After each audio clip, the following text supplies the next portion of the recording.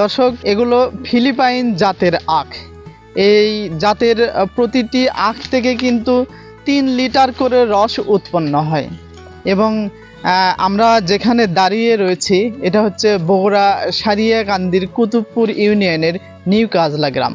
এই নিউ কাজলা গ্রামে মমিন নামের একজন সফল উদ্যোক্তা, যিনি লেখাপড়া শেষে চাকরির পিছনে না ঘুরে এই আখের চাষ করেছেন এবং এই জাতের আখ থেকে তিনি নিজেই গুড় উৎপাদন করে সফল হয়েছেন। এবং এ পর্যন্ত তার 110 শতাংশ জমির ভেতরে কিন্তু 50 শতাংশ জমির আখ তিনি মাড়াই করেছেন। মাড়াই করে এই 50 শতাংশ জমি থেকে তিনি প্রায় 3 টন গুড় পেয়েছেন।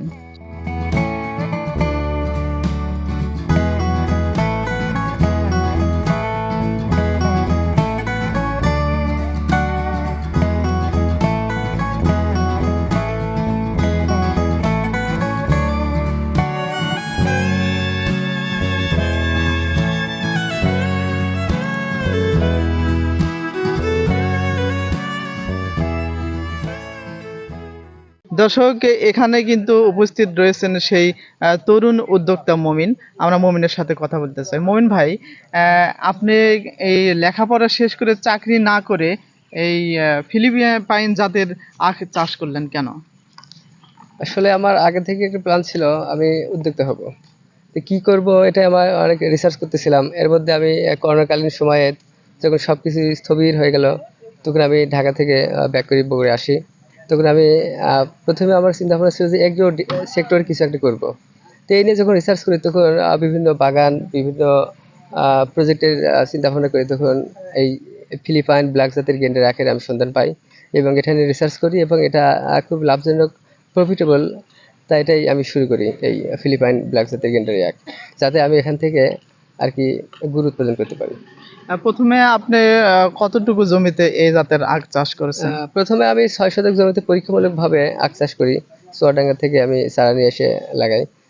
তারপর তারপর তারপরে ওই আখ থেকে সম্পূর্ণ আমি চারা করি। কিছু চারা আমি সেল করি এবং বাদবাকি চারা আমি 110 শতকে আমি বাণিজ্যিকভাবে লাগাই। তো এই 110 শতক জমির যে আখ, এ আখ আপনি বিক্রি না করে গুড় উৎপাদন করছেন কেন? যেহেতু আমি উদ্যোক্তা হওয়ার একটা ইচ্ছা আছে আগে থেকেই।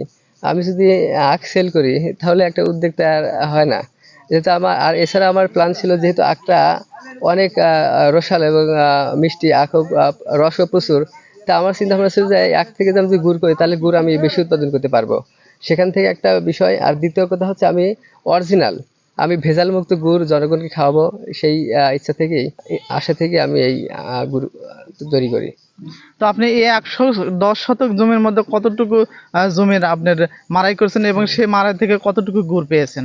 এ পর্যন্ত প্রায় আমার 50 শতক আখ মাড়াই করা হয়ে গেছে। প্রায় 3 টনের কাছাকাছি আমি গুড় উৎপাদন। 3 টন। কত টাকা কেজি বিক্রি করছেন? আমি এখানে 220 টাকা কেজি সেল করতেছি।